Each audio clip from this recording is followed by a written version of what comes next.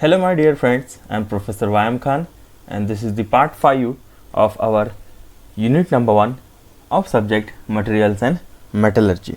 In today's video, we are going to study some of the definitions that are going to be used in coming chapters, and we are going to see solidification process of a pure metal. Okay, now before proceeding to that, I'll request you to subscribe to my channel and like this video and share this video. Let us begin. We are going to discuss solidification part of this unit, and before that solidification, let us discuss some of the definition of some terms which are used in this chapter. First definition is system. System is nothing but a part of the universe which is under study.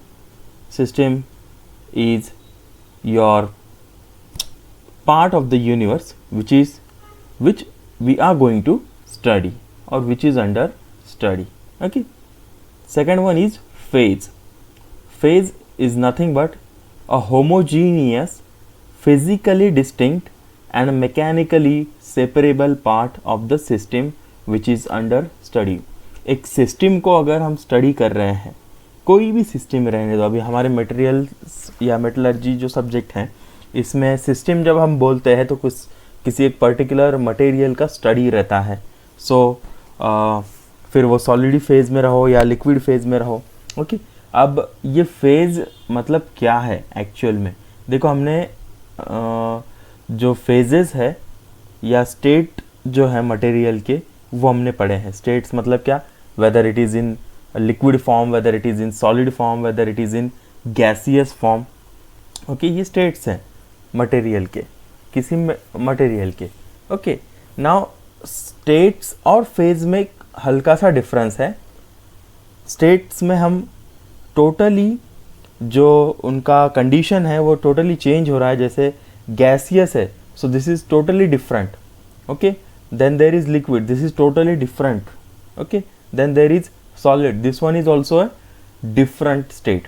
But in phase, जैसे एक आधा liquid अगर है तो इसी liquid में दो अलग अलग फेजेस रह सकती है. 2, 3, 4 मल्टीपल फेजेस रह सकती है. फेजेस मतलब क्या, उसी लिक्विड के मल्टीपल फॉर्म्स रह सकते हैं एक पर्टिकुलर मटेरियल के लिए. एक आधा मेटल है, सो एक मेटल एक स्पेसिफिक टेम्परेचर पे एक फेज में होगा तो किसी दूसरे स्पेसिफिक टेम्परेचर में वो किसी और फेज में हो सकता है. Okay, phase is nothing but a homogeneous, physically distinct, physically वो अलग नज़र आएगा आपको, and it is a mechanically separable part of the system which is under study. Simple example अगर हम देखें तो हमारा आइस जो है, वाटर जो है, वाटर को जब हम आइस बनाते हैं, ओके, तो सडनली पूरा मटेरियल आइस बनता है क्या? नहीं, पहले कुछ पार्ट आइस बनता है, फिर पहले जो आउटर पार्ट है वो आइस बनता है, फिर थोड़ा सा अंदर का जो कोर का पार्ट है वो आइस बढ़ता है, फिर फाइनली पूरा मटेरियल जो है वो आइस में कन्वर्ट होता है. तो अलग अलग टेम्परेचर पे हमको अलग अलग अमाउंट में सॉलिड दिख रहे हैं.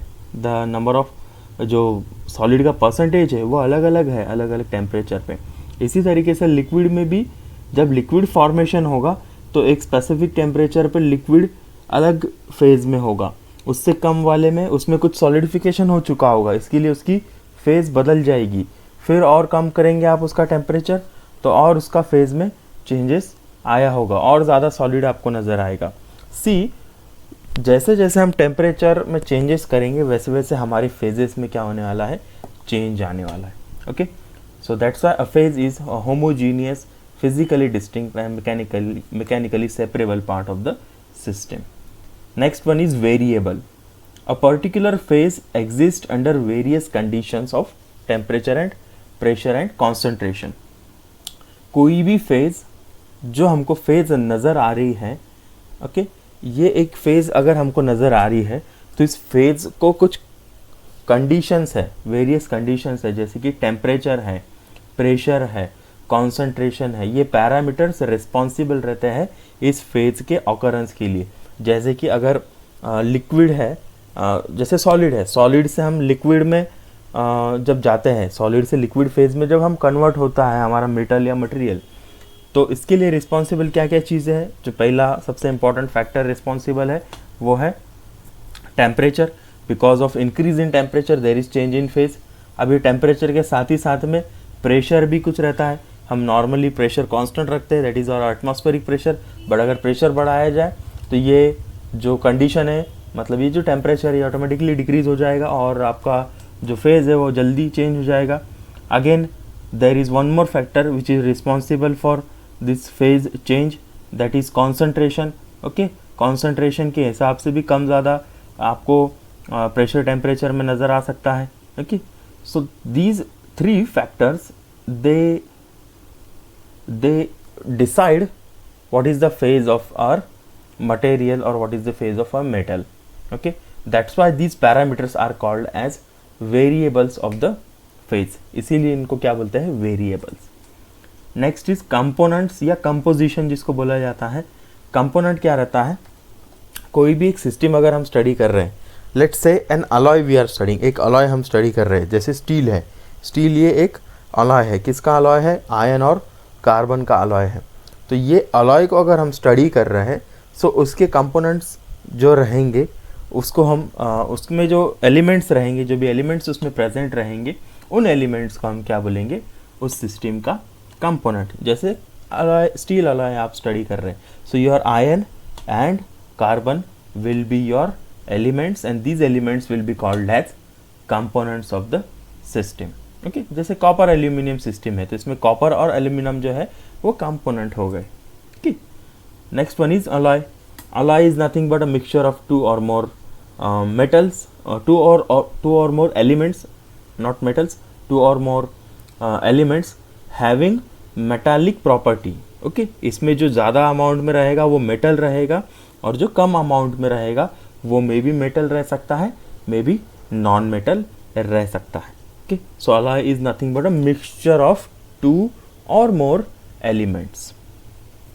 Larger amount जिसका रहेगा वो most of the time metal रहेगा and जिसका smaller amount रहेगा वो मे बी मेटल रह सकता है या नॉन मेटल रह सकता है। ओके, अब जिस एलिमेंट का ज़्यादा अमाउंट है, लार्जर अमाउंट जिसको ले रहे हैं हम मिक्सचर में, सो इस लार्जर अमाउंट वाले मेटल को बोला जाता है बेस मेटल या फिर पेरेंट मेटल, या इसको हम सिंपल टर्म में बोलते हैं सॉल्वेंट, जिसके अंदर आप मिक्स कर रहे हैं। Okay, and the other element, मतलब जिसको आप मिक्स कर रहे हैं उसको बोला जाता है अलॉइंग एलिमेंट, उसको बोला जाता है अलॉइंग एलिमेंट, या फिर इसको बोलते हैं solute. Okay, so solute can be two और more than two. Okay, and there will be one parent metal. Okay, so ये रहेगा हमारा अलॉय। The next one is solid solution. Solid solution ये क्या है? एक टाइप का अलॉय है। सॉलिड सोल्यूशन मतलब आप जैसे शक्कर में पानी में शक्कर आप मिलाते हैं। Okay, you put sugar in water, so that is a kind of solid solution.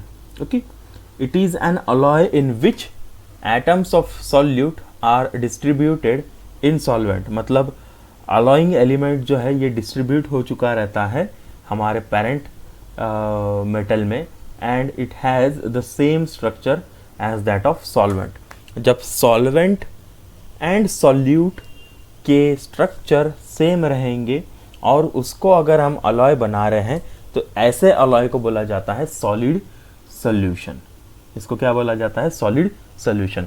अब स्ट्रक्चर बोलने के बाद में जैसे पेरेंट मेटल है, से ए अगर हमारा पेरेंट मेटल है और इस पेरेंट मेटल का बॉडी सेंटर्ड क्यूबिक स्ट्रक्चर अगर है, और सॉल्वेंट जो अलॉइंग एलिमेंट है से वो बी अगर है, तो सॉल्वेंट का भी अगर बॉडी सेंटर्ड क्यूबिक स्ट्रक्चर है तो ऐसे अलॉय को हम क्या बोलेंगे? Solid solution. Okay, such as sugar in water. Then there are type of solid solution जिसमें दो मेजर टाइप है, सब्स्टिट्यूशनल एंड इंटरस्टिशियल। सब्स्टिट्यूशनल मतलब जहाँ पर सब्स्टिट्यूट हो रहा है, जैसे फुटबॉल की टीम रहती है, क्रिकेट की टीम रहती है, एक आधा प्लेयर इंजर हो गया या थक गया तो उसकी जगह पर कोई दूसरा आके सब्स्टिट्यूट करता है। ओके, उसी तरीके से ये सब्स्टिट्यूशनल सॉलिड सोल्यूशन रहता है।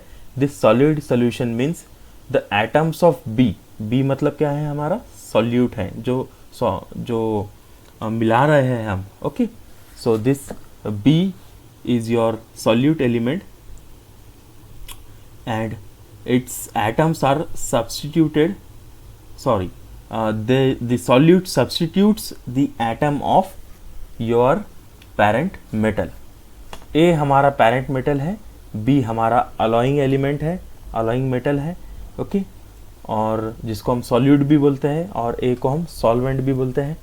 सो solvent के atoms को अगर आप रिप्लेस कर रहे हैं हमारे सॉल्यूट वाले एटम से, मतलब atom A is replaced by atom B, then such kind of solute solution is called as substitutional solid solution. ऐसे सॉलिड सॉल्यूशन को हम बोलते हैं सब्स्टिट्यूशनल सॉलिड सॉल्यूशन।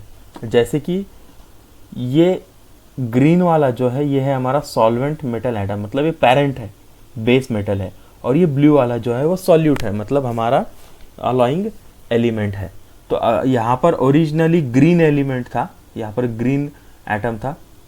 इस एटम को क्या किया हमने, सब्स्टिट्यूट किया विथ ब्लू एटम, मतलब जो सॉल्यूट वाला एटम है उससे सब्स्टिट्यूट किया। तो ऐसे सब्स्टिट्यूशनल, ऐसे सॉलिड सोल्यूशन को बोलेंगे हम सब्स्टिट्यूशनल solid solution. Substitutional solid solution की भी दो टाइप है। ये जो सब्स्टिट्यूशन होने वाला है ये it can be either random substitution और it can be a regular substitution. अब रेगुलर सब्स्टिट्यूशन मतलब क्या है, रेगुलर सब्स्टिट्यूशन में एक रेगुलर ऑर्डर में, एक स्पेसिफिक ऑर्डर में जो एटम्स है ए के वो सब्स्टिट्यूट होंगे एटम्स ऑफ बी से। मतलब बी वाले एटम जब भी अरेंज होंगे इस एलिमेंट में, इस मेटल में, इस अलॉय में, तब ये एक रेगुलर ऑर्डर में, एक स्पेसिफिक ऑर्डर में क्या होंगे, अरेंज होंगे। जैसे कि यहाँ पर आपको एक ब्लू पूरी की पूरी रो सब्स्टिट्यूट हुई हुई नज़र आ रही है। ओके, उसके बाद alternately next one is also A B element, next one is also A B element. So ये रेगुलर ऑर्डर है, स्पेसिफिक है, एक रो ए की, दूसरी रो बी की, एक रो ए की, दूसरी रो बी की। So this is a regular arrangement. So this is called as regular substitutional solid solution. Whereas अगर यही रिप्लेसमेंट, यही सब्स्टिट्यूशन अगर रैंडम ऑर्डर में हो, जैसे इस पहले रो में यहाँ पर हुआ है, यहाँ पर हुआ है सब्स्टिट्यूशन, दूसरी रो में यहाँ पे हुआ है, उसके बाद कहीं नहीं है, तीसरी रो में यहाँ हुआ है, यहाँ पर हुआ है, चौथी रो में एक ही हुआ है, पांचवी रो में 3 हुए हैं। सो ऐसा रैंडम ऑर्डर में अगर सब्स्टिट्यूशन है तो ऐसे सब्स्टिट्यूशनल सॉलिड सोल्यूशन को बोलते हैं रैंडम ऑर्डर सॉलिड, रैंडम और disordered solid solution, substitutional solid solution. Okay, so this is substitutional solid solution. Next one is interstitial solid solution. अब ये इंटरस्टिशियल मतलब क्या है, मैंने आपको बताया कि एक क्रिकेट टीम है या फुटबॉल टीम है, जैसे क्रिकेट की टीम है 11 प्लेयर्स रहते हैं, उसमें से कोई इंजर हो गया तो एक आधा क्या करता है, इसको सब्स्टिट्यूट करता है। अगर उसी जगह पर अगर हम 11 के बजाय जो 12 प्लेयर को अगर खिलाते हैं, 13 प्लेयर को अगर खिलाते हैं, so that is your interstitial solid solution. मतलब इसमें एडिशनल ज़्यादा सॉलिड सोल्यूशन हो रहा है। ओके, ये कैसा है, रिप्लेसमेंट कैसा है इसमें देखिए आप, there is no replacement here actually, but here the spaces which are available in between the atoms, जो atoms है, जैसे 3-4 atoms का क्लस्टर है, इस क्लस्टर के बीच में जो जगह रहती है, ऐसे इंटरस्टेशियल स्पेस में हमारे एलिमेंट बी के एटम्स क्या होते हैं, ऑक्यूपाई हो जाते हैं। So in interstitial solid solution the atoms of B occupy the space or the interstitial space or site which is available between elements of A.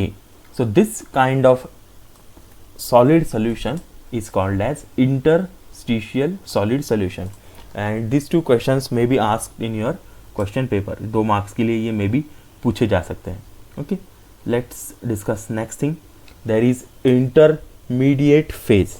अब इंटरमीडिएट फेज क्या रहता है, देखो कोई भी अलॉय जब आप बनाते हैं, ओके, तो क्या क्या चीज़ें ले रहे हैं आप, एक बेस मेटल ले रहे हैं, ओके, इस बेस मेटल में क्या कर रहे हैं, हमारे अलॉइंग एलिमेंट्स को ऐड कर रहे हैं, ओके। जब आप अलॉइंग एलिमेंट्स को इसमें ऐड करते जा रहे हैं तो वो क्या फॉर्म करते हैं, हमारे alloying elements they form bond with parent metal, they form bond with parent metal. अब ये बॉन्ड फॉर्मेशन जो है, इस बॉन्ड फॉर्मेशन का कुछ एक लिमिट रहेगा, जैसे कि अगर आपने 10 ग्राम ए एलिमेंट लिया तो इसमें दूसरा एलिमेंट कुछ एक स्पेसिफिक वेट तक ही ऐड हो सकता है, जैसे 5 ग्राम होगा या 6 ग्राम होगा, ओके, उतना ही उसमें क्या हो सकता है, मिक्स हो सकता है या सॉल्यूबल हो सकता है, से सॉल्यूबल हो सकता है, okay. There is specific limit for any alloying system to add alloying element into the parent metal. Parent metal का कुछ कैपेसिटी है, उतना कैपेसिटी में ही वो क्या कर सकता है, बॉन्ड फॉर्मेशन कर सकता है। इसी लिमिट को बोला जाता है सॉलिड सॉल्युबिलिटी। इसको क्या बोलते हैं हम, इस स्पेसिफिक लिमिट को क्या बोलते हैं, सॉलिड सॉल्युबिलिटी। उतने ही अमाउंट में सॉल्यूशन सॉल्युबल है, okay. But it is possible to add beyond this limit, इस लिमिट के बाद में भी आप क्या कर सकते हैं, उसमें ऐड कर सकते हैं, okay. But the additional or the extra amount that you are adding will not form any bond with the parent element, okay. And such a condition where additional amount of alloying element is added to parent metal and it is not forming any kind of bond because it is beyond its solubility limit, such a kind of condition is called as intermediate phase और secondary phase. इसको हम secondary phase भी बोलते हैं। जैसे कि एक cup अगर आप चाय बना रहे हैं, ओके, एक कप में आप दूध, पानी और चाय वगैरह सब मिक्स करते हैं, ठीक है। इसको मिक्स करने के बाद में अगर आप इसमें शक्कर ऐड कर रहे हैं, okay, you are adding sugar to it, तो शक्कर जब आप ऐड कर रहे हैं इसमें 1 चम्मच आप ऐड करेंगे, दूसरा चम्मच करेंगे, तीसरा करेंगे, 4 करेंगे, इससे 5 करेंगे, 5 चम्मच शक्कर क्या हो सकती है, इसमें सॉल्यूबल हो सकती है 5, बट 5 के बाद 6 है, 7 है, 8 है, उसमें से कुछ अमाउंट होगा, बराबर है, और कुछ अमाउंट सॉल्यूबल नहीं होगा। अगर आपने 1 कप चाय के वास्ते 2 कप शक्कर अगर ऐड किए तो ये सॉल्यूशन बनने वाला है क्या, नहीं बनेगा, ये कुछ तो भी अजीब अलग सी चीज़ बन जाएगी। तो ये चीज़ जो है वो है हमारा intermediate phase, where there is the solid solubility limit is exhausted. जो सॉल्युबिलिटी लिमिट है, मिक्सिंग की लिमिट है, वो ख़त्म हो चुकी है और फिर भी हम क्या कर रहे हैं, उसमें अलॉइंग एलिमेंट ऐड कर रहे हैं। So that phase is called as intermediate phase. ये इंटरमीडिएट फेज एग्जैक्टली जैसे मैंने चाय और शक्कर का एग्जांपल दिया वैसा नहीं रहता है। ये एक्चुअल में कैसा रहता है, जब आप एलिमेंट्स को ऐड करते हैं, अगर आपसे एक्स्ट्रा अलॉइंग एलिमेंट ऐड हो गया तो उसकी कुछ डिफेक्ट्स फॉर्म होते हैं, जैसे कास्टिंग में डिफेक्ट फॉर्म होते हैं, बबल्स फॉर्म होते हैं। उसी तरीके से यहाँ पर जो मेटल्स है वो एक दूसरे के ऊपर चिपके फॉर्म नज़र आते हैं, कुछ लेयर्स में नज़र आते हैं, ओके, कुछ छोटे छोटे बबल्स में नज़र आते हैं। So that is your intermediate phase, okay. Now next is our today's important point, that is solidification of a pure metal. Now what is solidification? Solidification actual में क्या है? Solidification is a process of converting liquid into a solid. Liquid को solid में बदलना मतलब क्या है, हमारा सॉलिडिफिकेशन है, ओके। अब प्योर मेटल का सॉलिडिफिकेशन कैसा होता है ये हमको स्टडी करना है, okay. Now whenever I am saying converting liquid to solid, तो हम क्या करने वाले हैं, टेम्परेचर जो मटेरियल का है वो कम करने वाले हैं। मतलब मटेरियल को आप ठंडा करोगे ना, जैसे पानी को आइस में बनाना है, आइस बनाना है तो आप क्या करते हैं, पानी को ठंडा करते हैं, you put it in freezer, refrigerator में रखते हैं, फिर वो ठंडा होता है, फिर कुछ देर के बाद में आइस बनता है। सो लाइक दैट सिमिलरली यहाँ पर जब मेटल लिक्विड स्टेट में रहता है, it is at a high temperature, बहुत हाई टेम्परेचर पर रहेगा, जैसे 500 डिग्री है, 700 है, 800 है, कुछ मेटल 100, 200, 250 डिग्री पर भी मेल्ट होते हैं। सो ऐसा जो टेम्परेचर है जिसके ऊपर मेटल लिक्विड स्टेट में है, इस टेम्परेचर को बोलते हैं मेल्टिंग टेम्परेचर, इस मेल्टिंग टेम्परेचर के ऊपर मटेरियल जो है वो मेटल्स जो है वो हमारे लिक्विड फॉर्म में रहते हैं। अब इस मेल्टिंग पॉइंट से जैसे जैसे आप नीचे आओगे वैसे वैसे लिक्विड मेटल क्या होते जाएगा, सॉलिड में कन्वर्ट होता जाएगा, and that process is your solidification. Okay, but the first step in solidification process is the formation of nuclei. Nuclei का जो फॉर्मेशन है, न्यूक्लियाई और या न्यूक्लियस जो है, इसको हम सिंपली बोल सकते हैं क्लस्टर ऑफ एटम्स। पहले एटम फॉर्म होते हैं, एटम का क्लस्टर फॉर्म होता है, मतलब एटम्स एक दूसरे से जुड़ते जाते हैं, and they give a specific structure to that metal, that is your crystalline arrangement. Okay, तो जैसे जैसे लिक्विड मेटल को आप ठंडा करते जाओगे, formation of nuclei will start, मतलब न्यूक्लियस बनना शुरू होगा। न्यूक्लियाई मतलब क्या है, मल्टीपल न्यूक्लियस है, that's why it is called as nuclei. So nucleus बनना शुरू होता है and it starts forming solid metal. Okay, ये कैसा होता है ये हम अभी देखेंगे डायग्राम की मदद से। This graph represents time versus temperature diagram और time versus temperature curve for the solidification of pure metal.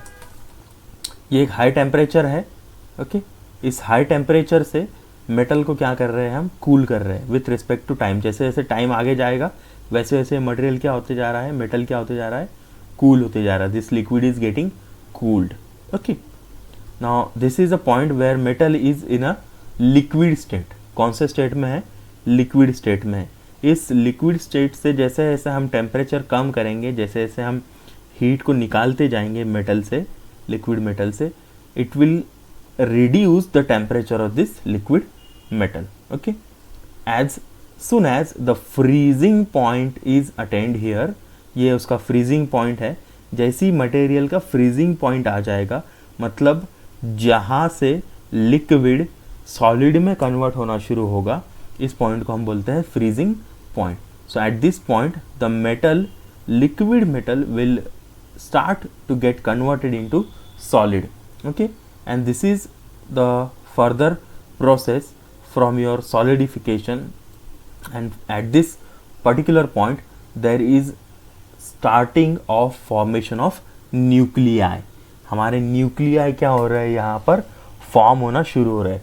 now this thing, this particular U curve is nothing but the process of undercooling or supercooling, because जब आप freezing point पर पहुंच जाओगे तो पूरा की पूरा मटेरियल फटाक से फ्रीज नहीं हो जाता है।